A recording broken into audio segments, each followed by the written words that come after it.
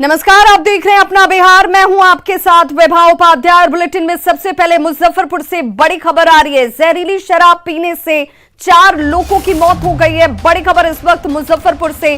जहरीली शराब की वजह से 4 लोगों की मौत हुई है। 4 लोगों की हालत बिगड़ी बताई जा रही है। इलाज के लिए अस्पताल में इन लोगों को भर्ती कराया गया है। कांटी थाना के सिरसिया और बरियारपुर की यह घटना है। अशोक राय, सुमित कुमार, दिलीप राय और राम बाबू राय की मौत हो चुकी है, जबकि 4 लोगों की हालत खराब बताई जा रही है।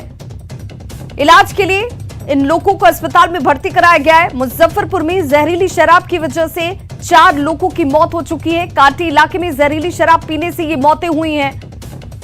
अशोक राय, सुमित कुमार, ये वो नाम है जिन लोगों ने अपनी जान गंवाई है। दिलीप राय और राम बाबू राय, 4 लोगों की मौत हुई है। 4 को अस्पताल में इलाज के लिए भर्ती कराया गया है।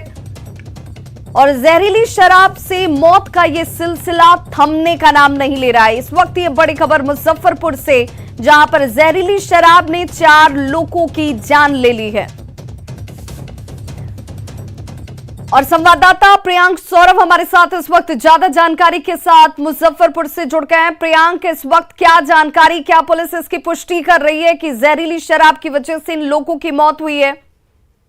मुजफ्फरपुर एसएसपी जयंतकांत ने इसकी पुष्टि की है। हालांकि उन्होंने बताया पहले कि 2 ही लोगों की मौत हुई है, लेकिन पूरी जानकारी जब मिली है तो इसमें बताया गया है कि 2 लोगों की मौत जो है वह कल रात ही हो गई थी और उनका अंतिम संस्कार कर दिया गया था और आज 2 लोगों की मौत हुई है, जिसके बारे में पुलिस ने आज पुष्टि की है। तो कुल 4 लोगों की मौत हो गई है और करीब आधे दर्जन लोग जो हैं वह अस्पताल में भर्ती हैं। प्रियांक, क्या जानकारी मिल रही है? लोगों ने कहां से ये शराब ली? कितने लोगों ने इसका सेवन किया है? कुछ और लोग भी हैं क्या जिन्होंने शराब पी होगी और जानकारी सामने ना आ पाए, इस वजह से परिजन चुप बैठे हैं? अब तक जो जानकारी मिली है या फिर पुलिस के माध्यम से या फिर ग्रामीणों ने जो अब तक जानकारी दी है, तो करीब 1 दर्जन लोगों की सूचना मिल गई है। लेकिन अब तक जो है जिस तरीके से 4 लोगों की मौत की बात सामने आई है और आधे दर्जन से अधिक लोग जो अस्पताल में हैं, तो ये माना जा रहा है कि करीब 1 दर्जन लोग अभी इससे पीड़ित हैं या बहुत सारे लोग अभी और भी आ सकते हैं जिनका खुलासा हो सकता है। प्रियांक, क्या ये माना जाए कि चूंकि पंचायत चुनाव चल रहे हैं और पंचायत चुनाव के मद्देनजर शराब को बेचा और यहां पर खरीदा और इन लोगों की तरफ से पिया गया है?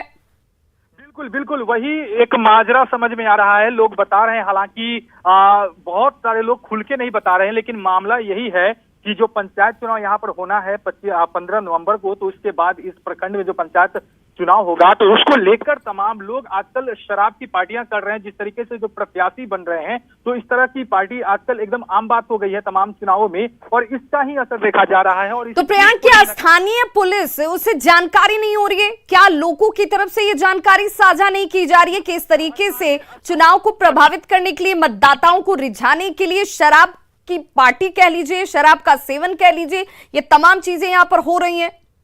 जी, स्थानीय पुलिस की बात करें तो कहीं न कहीं यह स्थानीय पुलिस की नाकामी कह सकते हैं, क्योंकि पुलिस को लगभग हर जगह की जानकारी है। अगर बात करें 1 सप्ताह पहले की, तो सरैया थाना क्षेत्र में भी इस तरह की घटना हुई थी और बावजूद एक बार फिर से बहुत ही कम समय के अंतराल पर इतनी बड़ी घटना हुई है। तो ऐसे क्षेत्रों में जहां पर चुनाव चल रहा है, विशेषकर पुलिस को ध्यान देने की जरूरत थी, लेकिन पुलिस कहीं ना कहीं नाकाम साबित हो रही है। दूसरी सबसे बड़ी बात है कि पुलिस कहीं ना कहीं ऐसे धंधेबाजों से डर भी रही है, क्योंकि जब भी अगर वो छापेमारी करने जाते हैं तो धंधेबाज जो है वह उन पर ही हमला कर देते हैं और इस तरह की कई वीडियोज भी सामने आई है, हमने दिखाया भी है। और अब कहीं ना कहीं पुलिस खुद इन धंधेबाजों से डर रही है। तो आम लोगों के साथ साथ अब पुलिस प्रशासन, जिन्हें कानून व्यवस्था को बनाकर रखना है, वो भी अब इन माफियाओं से, इन तस्करों से डरने का काम कर रही है। कहीं ना कहीं आम जनता त्रस्त तो है, लेकिन वो मुंह नहीं खोल पा रही है, क्योंकि कहीं ना कहीं हर समाज में, हर मोहल्ले में ऐसे धंधेबाज पनपने लगे हैं और वह कहीं ना कहीं उनके ऊपर बहुत बड़े बड़े लोगों का हाथ भी रहता है, जिसकी वजह से आजकल अगर कोई मुंह खोलता है तो उन्हें एक बहुत बड़ी कीमत चुकानी पड़ जाती है। तो कहीं ना कहीं ये एक बड़ा मामला है। लोग डरने तो जरूर लगे हैं इस लोगों से। प्रियांक, मैं आपसे जानना चाहूंगी, प्रियांक, ये बताइए कि जिन इलाकों में ये मौतें हुई हैं, ये इलाका के आसपास का इलाका है, इन इलाकों को लेकर के पुलिस के सामने क्या कोई जानकारी पहले से नहीं थी? कोई आधिकारिक बयान पुलिस की तरफ से सामने इस वक्त? आज अगर मुजफ्फरपुर पुलिस मुखिया की बात करें, एसएसपी जयंतकांत की बात करें, तो उन्होंने जो जानकारी दी है तो उससे तो यही साफ है। वो हालांकि खुद जैसे इस बात की जानकारी उन्हें मिली तो वहां पर पहुंचे हैं, खुद वो वहां पर जानकारी ले रहे हैं। और उसके बाद ये जरूर कहा जा सकता है कि पुलिस जरूर एक ढीली रवैया अपना रही है, कोई विशेष कदम, ठोस कदम नहीं अपना रही है। जानकारी तो उन्हें मिलती ही होगी, अगर आम पब्लिक की बात करें तो आम पब्लिक उन्हें जानकारी पहुंचाती ही होगी, लेकिन जिस तरीके की घटनाएं हो रही है तो इसको साफ तौर पर नकारा नहीं जा सकता। बिल्कुल, बहुत बहुत शुक्रिया प्रियांक इस तमाम जानकारी के लिए। तो बिहार के मुखिया और मुख्यमंत्री नीतीश कुमार लगातार ये कह रहे हैं कि अधिकारी सचेत हो जाइए, अगर लापरवाही आपके असर से हुई तो कार्रवाई और गाज आप पर भी गिरेगी। आम लोगों की सहभागिता की भी जरूरत है, इसे समझने की जरूरत है कि शराब का सेवन आपके लिए हानिकारक है, इससे आपकी जान को खतरा है, आप इससे बचें। समझें इस बात को कि आपकी जिंदगी आपके और आपके अपनों के लिए कितनी अनमोल है। जहरीली शराब का सेवन करने के बाद 4 लोगों की मौत हुई है, जबकि 4 लोगों की तबीयत इस वक्त खराब बताई जा रही है, जो इलाजरत हैं विभिन्न अस्पतालों में। तो पिछले 9 दिनों में शराब से 47 लोगों की संदिग्ध मौत हो चुकी है। आंकड़े जरा आपकी टीवी स्क्रीन पर है। गोपालगंज में 21 लोगों ने शराब से अब तक दम तोड़ दिया है। समस्तीपुर की बात करें, 7 लोगों ने अपनी जान गंवा दी है। आज मुजफ्फरपुर में 4 लोगों की मौत हो गई है जहरीली शराब पीने की वजह से, और 4 लोगों की हालत नाजुक बनी हुई है। अब ऐसे में सवाल उठता है कि बॉर्डर एरिया पार कर मुजफ्फरपुर तक आखिर शराब कैसे पहुंच गई? क्या अभी भी जहरीली शराब शहरों में घूम रही है? और 42 मौत के बाद भी पुलिस मुस्तैद आखिर क्यों नहीं है?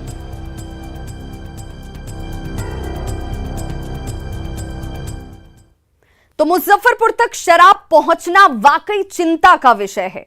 कल ही सीएम नीतीश कुमार ने शराबबंदी को लेकर पुलिस के लचर रवैये पर नाराजगी जाहिर की थी और कहा था कि बाहर से आने वाली शराब बॉर्डर पार कर कैसे 2 या फिर 4 जिलों तक पहुंच रही है। सुनिए कल सीएम ने क्या कुछ कहा था।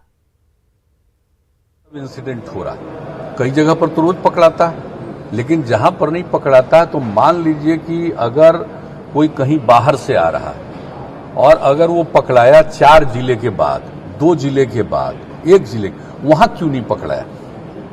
कोई चीज आ रहा वहां क्यों नहीं देखा? तो हमने ये बात कह दिया है सब लोगों को, डीजीपी को, चीफ सेक्रेटरी को, सब लोगों को ये बात कह दिया, संबंधित अधिकारियों को, कि इस पर एक एक चीज पर नजर रख लीजिए कि कौन नहीं कर रहा है, क्या नहीं कर रहा है। और अब बात लोक आस्था के महापर्व छठ की।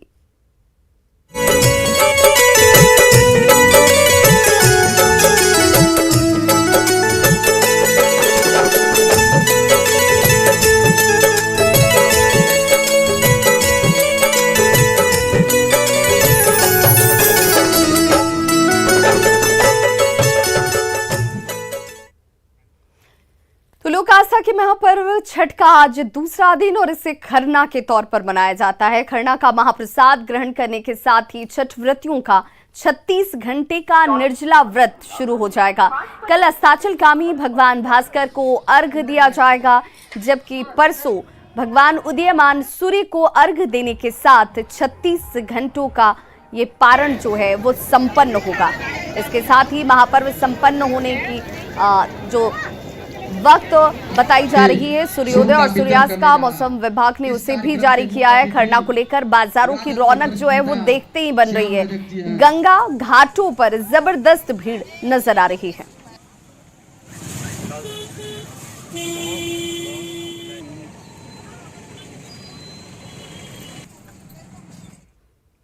और ऐसे में अगर आप छठ में पटना के घाटों पर जा रही हैं तो एक बार जरूर ये जान लीजिए कि कौन से घाट सुरक्षित हैं और कौन से खतरनाक हैं। जिला प्रशासन ने सुरक्षित और खतरनाक घाटों की सूची जारी की है।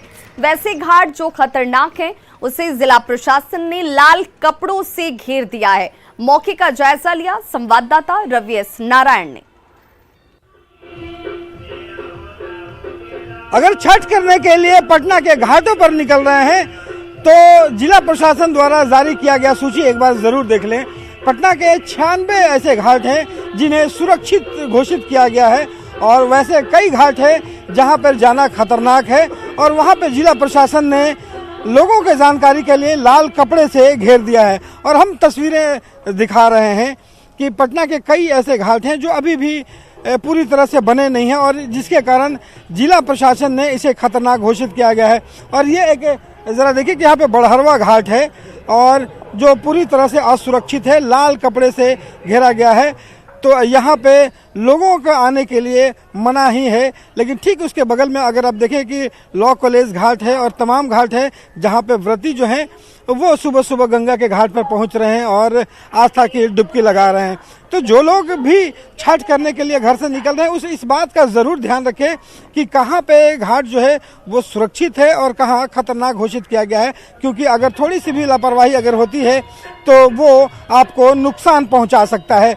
और यही कारण है कि जिला प्रशासन लगातार अपील कर रहा है कि खतरनाक घाटों से दूर रहें। जिन्हें चिन्हित किया गया है वैसे जगहों पर कतई नहीं जाएं और आप दूरी बनाए रखें। और देखिए ऐसे खतरनाक घाटे जो हैं वहाँ पे वाच टावर भी लगाए गए हैं और वाच टावर पे जवान रहेंगे और लगातार इस बात की तस्दीक करेंगे कि यहाँ पे खतरनाक घाटों पे जो लोग हैं वो नहीं पहुँचे। तो इस बात का ख्याल जो है वो रखा गया है। एनडीआरएफ की जो टीम है वो भी देखिए लगातार गश्त लगा रही है और इस बात को मुकम्मल कर लेना चाहती है कि लगातार कहीं से भी कोई चूक नहीं हो, क्योंकि छठ पूजा जो है वो आस्था के साथ सही ढंग से संपन्न हो। नगर निगम के जो लोग हैं वो हमारे साथ खड़े हैं, सुपरवाइजर हैं। आप बताइए कि ये कहाँ खतरनाक घाटे हैं जहाँ पे क्या किया गया है? जहाँ पे लाल कपड़ा लगाया गया है वो खतरनाक घाटे घोषित की गई है और बाकी जो बैरिकेडिंग जहाँ जहाँ है वो सारी घाटे सुरक्षित है। और हम लोग नगर निगम के स्टाफ पूरे टीम युद्ध स्तर पे काम कर रहे हैं। कहीं भी कोई ऐसा दिक्कत हो तो हम लोग खड़े हैं यहाँ पे। तो लगातार नगर निगम की तरफ से आदमी रखे गए हैं, मॉनिटरिंग कर रहे हैं कि कौन घाट पे। बिल्कुल हर घाट पे मॉनिटरिंग किया जा रहा है और कंट्रोल रूम भी यहाँ बगल में लॉ कॉलेज घाट पे बनाया गया है। वहाँ पे जितने भी जिला अधिकारी हो या कोई भी हो अफसर लोग वो सारे लोग यहाँ रहेंगे। तो यहाँ पे लॉ कॉलेज पे कंट्रोल रूम बनाया गया है जहाँ पे तमाम जो घाटों का जो है वो मॉनिटरिंग की जाएगी। सीसीटीवी कैमरे लगाए गए हैं और लोगों से ये अपील की जा रही है कि वैसे सभी जगह जो घाट सुरक्षित नहीं है वहाँ कतई नहीं जाए, सुरक्षित घाटों पर ही छठ पूजा करें। कैमरा पर्सन दीपक के साथ रवि एस नारायण, न्यूज़ 18 पटना। सीतामढ़ी के पुनौरा धाम स्थित उर्विजा कुंड में हर साल श्रद्धालु छठ पर्व करते हैं और इस बार नगर निगम ने पर्व को बेहतर तरीके से संपन्न कराने को लेकर कई तरह के संसाधन घाटों पर उपलब्ध कराए हैं। घाट का जायजा लिया संवाददाता राकेश रंजन ने। मैं इस वक्त उस पवित्र जगह पर खड़ा हूं जिसके बारे में धार्मिक मान्यता ये है कि जब राजा जनक के राज्य में अकाल पड़ा था तो राजा जनक ने इसी पवित्र स्थल पर हल चलाने का काम किया था तो धरती के गर्भ से माता सीता प्रकट हुई थी और सूर्य उपासना का महान पर्व है। और इस उर्विजा कुंड में छठ व्रत करना अपने आप में एक सौभाग्य की चीज मानी जाती है और यहाँ पर बड़ी तादाद में प्रत्येक साल छठ व्रती सूर्य उपासना का महान पर्व करते हैं। तो आप तस्वीर देख सकते हैं, यह वह पवित्र स्थल है जिसके बारे में रामायण में चर्चा है, जिसके बारे में यह कहा जाता है कि राजा जनक ने यहीं पर हल चलाया था तो धरती के गर्भ से माता सीता प्रकट हुई थी। और यही वजह है कि इस पवित्र स्थल का दर्शन करने के लिए दूर दराज से लोग आते हैं और यहाँ पर छठ करना भी अपने आप में एक बेहतरीन अवसर माना जाता है। और यही वजह है कि नगर निगम के द्वारा इस उर्विजा कुंड की साफ सफाई कराई जा रही है। यहाँ पर रोशनी की व्यवस्था कराई जा रही है, पंडाल यहाँ पर लगाया जाएगा और तमाम तरह के वैसे साधन उपलब्ध कराए जाएंगे जिसके वजह से जो उर्विजा कुंड में छठ व्रत करने आने वाले छठ व्रती होंगे उनको किसी तरीके से परेशानी नहीं होगी। तो आप तस्वीर साफ देख सकते हैं कि उर्विजा कुंड है और उर्विजा कुंड में हर साल सैकड़ों की तादाद में जो छठ व्रती है वो आते हैं और छठ पर्व को बड़े ही श्रद्धा के साथ संपन्न कराने का काम करते हैं। राकेश रंजन, न्यूज़ 18 सीतामढ़ी। तो छठ महापर्व को हर कोई पूरे श्रद्धा भाव से मनाता है। पटना में गरीब परिवार कैसे इस महापर्व को मनाता है बता रहे हैं संवाददाता रवि एस नारायण। आस्था का महापर्व छठ इकलौता ऐसा पर्व है जिसमें अमीर हो या फिर गरीब अपने क्षमता के अनुसार हर कोई छठ पूजा करता है। और अभी हम पहुंचे हैं हार्डिंग रोड के ठीक पीछे बसे हुए एक स्लम बस्ती में और आपको तस्वीर दिखाते हैं कि गरीबों के घर में छठ कैसे मनाई जाती है। वैसे वही काम कम हम लोग करते हैं, बेसी नहीं, काम कम। अब यही हो गया, इतना ही हो गया।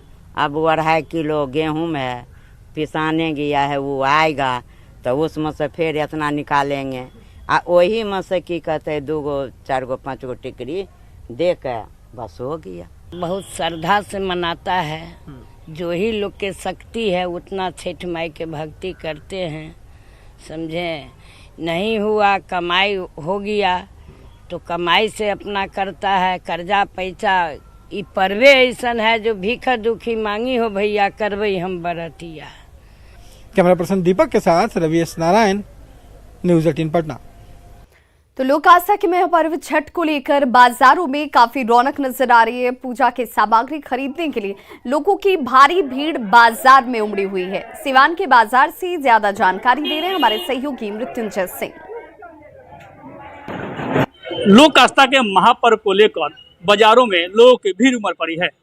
पूजा की सामग्री लोग खरीदने में जुटे हुए हैं ताकि लोक आस्था का महापर्व छठ की पूजा कर सके।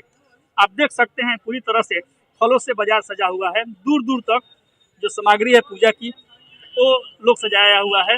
अनारस, फ्रूट्स, हल्दी, कच्ची हल्दी सहित जो भी सामग्री होता है, ये सामग्री जो होता है जो शाम के छठ व्रती छठ घाट जाते हैं तो इन्हीं सब पूजा जो सामग्री है वो ले जाते हैं और पूजा करते हैं।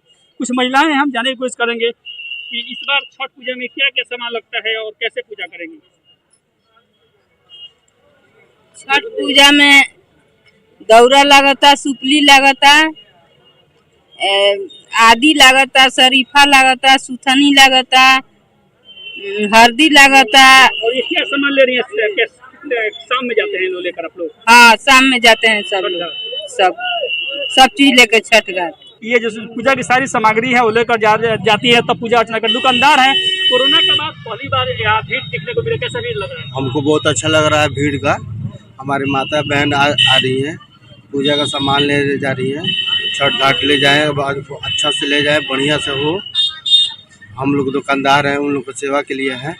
आप तो देख सकते हैं ये जितनी सामग्री है यही सामग्री महिलाएं लेकर जो छठ व्रती हैं वो छठ घाट जाती हैं और पूजा अर्चना करती है। लेकिन न्यूज़ 18 अपील करता है कि कोरोना को देखते हुए आप पूजा जरूर करें, लेकिन छठ घाट जाएं तो मास्क पहने और वहीं कोरोना प्रोटोकॉल का पालन करें ताकि आप भी सुरक्षित रहे और आपका परिवार भी सुरक्षित रहे। मृत्युंजय कुमार सिंह, न्यूज़ 18 सिवान।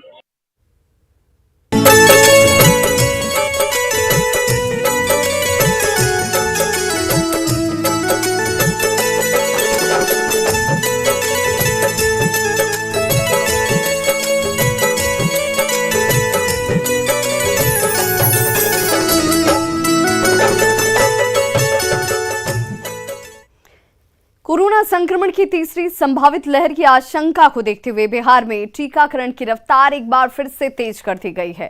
खासकर छठ में दूसरे राज्यों से आने वाले प्रवासी नागरिकों की भीड़ को देखते हुए कुछ जिलों में शुरू की गई अनोखी पहल बेहद प्रभावी साबित हो सकती है।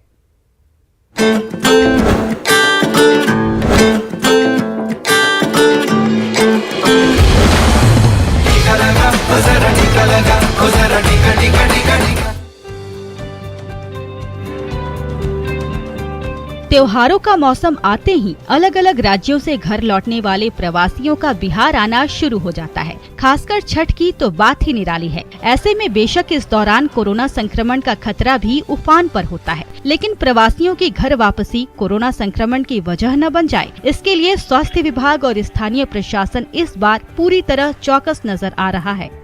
छठ का महापर्व है और बहुत सारे लोग जो हमारे हैं वो बाहर से भी आके छठ मनाने के लिए आते हैं और कोरोना की संभावना से कभी इनकार नहीं किया जा सकता। तो इसलिए जैसे माननीय मुख्यमंत्री जी का निर्देश हुआ है कि जो भी आदमी बाहर से आता है, चाहे बस से आए चाहे ट्रेन से आए, तो उसकी 100% हमको कोरोना की जाँच करानी है।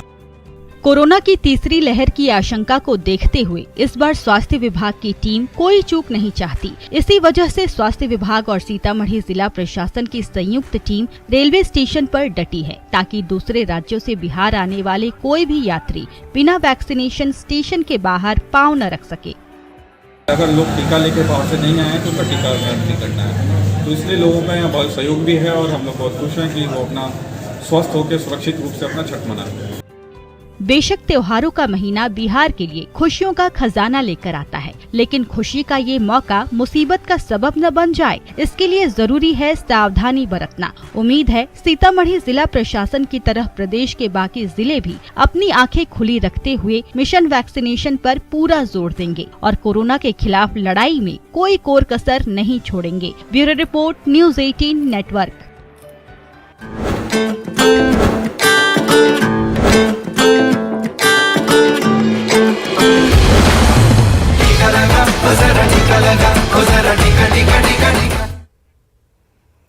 कामयाबी की कोई कहानी एक दिन में मुकम्मल नहीं होती, लेकिन ईमानदारी, लगन और सच्चा संघर्ष हो तो सफलता की कहानी एक दिन पूरी जरूर होती है। देश में श्वेत क्रांति यानी कि दूध क्रांति लाने वाले अमूल का सफर गुजरात के सिर्फ 2 गांव से शुरू हुआ था। 75 साल का हो चुका अमूल भी पूरे देश के साथ आजादी के अमृत महोत्सव की खुशियां मना रहा है। आइए आपको रूबरू कराते हैं अमूल की सफलता के सुनहरे इतिहास से।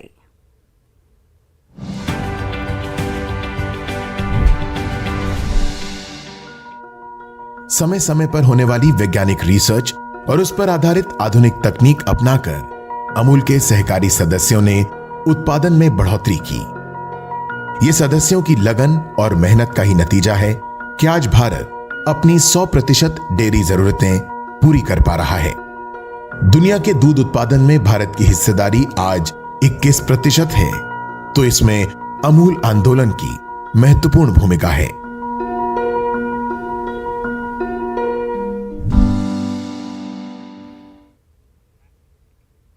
तो खबरों का सिलसिला लगातार जारी है, आप देखते रहिए न्यूज़ 18 बिहार झारखंड।